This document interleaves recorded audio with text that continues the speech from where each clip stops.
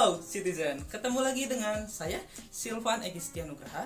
Dan pada kesempatan hari ini kita akan belajar mengenai memperkukuh persatuan dan kesatuan bangsa dalam Negara Kesatuan Republik Indonesia.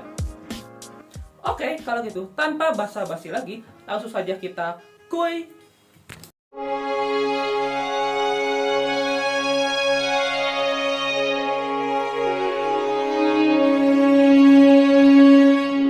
Sebelum mempelajari persatuan dan kesatuan dalam negara Indonesia, terlebih dahulu kita harus mengetahui bahwa bangsa Indonesia adalah bangsa yang sangat beragam.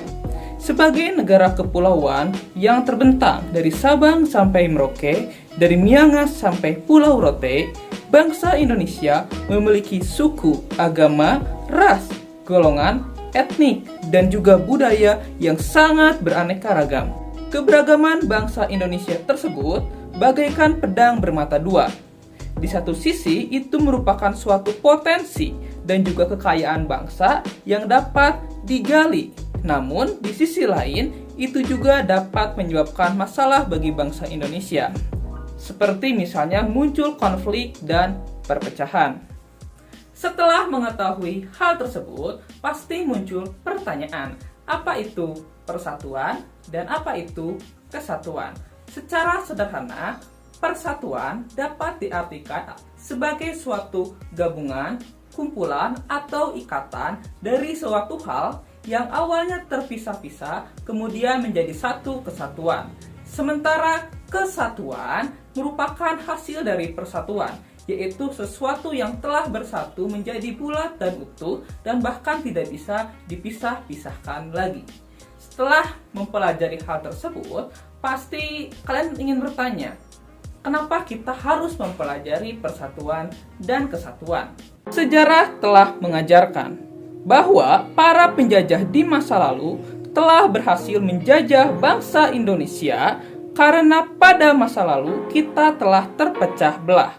Dan di masa lalu kita belum bisa mengedepankan nilai-nilai persatuan dan kesatuan.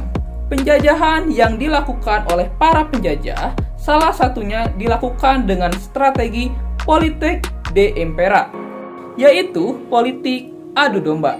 Sampai akhirnya kita bisa bersatu menjadi suatu bangsa yang utuh.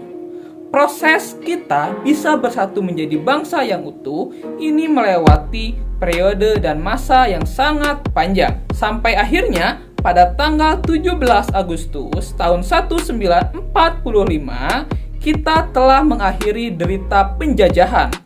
Dengan dikumandangkannya teks proklamasi, kita bangsa Indonesia menyatakan diri sebagai bangsa yang merdeka, sebagai bangsa yang bersatu. Sebagai suatu bangsa yang telah bersatu, bangsa Indonesia memiliki konsep kesatuan, di mana konsep ini memiliki dua aspek, yaitu aspek alamiah dan juga aspek sosial. Aspek alamiah ini merupakan satu kesatuan wilayah atau Indonesia mengakui bahwa kita ini memiliki satu kesatuan wilayah yang terdiri dari darat, laut, dan udara. Hal ini sesuai dengan politik kewilayahan yang negara kita anut, yaitu wawasan Nusantara. Berikutnya ada aspek sosial. Aspek sosial ini terdiri dari unsur politik, kemudian di sana ada sosial, budaya, ekonomi, pertahanan, dan keamanan. Oke, cukup sekian penjelasan dari Bapak. Tapi tunggu dulu. Tadi di pertengahan Bapak membahas mengenai aspek alamiah. Sudah dijelaskan dengan rinci. Namun, aspek berikutnya yaitu sosial belum Bapak jelaskan. Sebagai tugas mandiri, silakan kalian cari definisi, makna, serta pengertian dari aspek sosial. Kemudian kalian jelaskan juga apa dampak atau pengertian juga dari unsur politik tadi, sosial, budaya, ekonomi, pertahanan, dan keamanan. Di pertemuan berikutnya akan kita bahas. Oke, cukup sekian dari Bapak.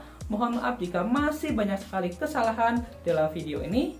Dan akhir kata dari Bapak, kalau kalian suka dengan video ini, silahkan di like. Kalau nggak suka, di dislike saja. Saya Silvani Kristian. Terima kasih.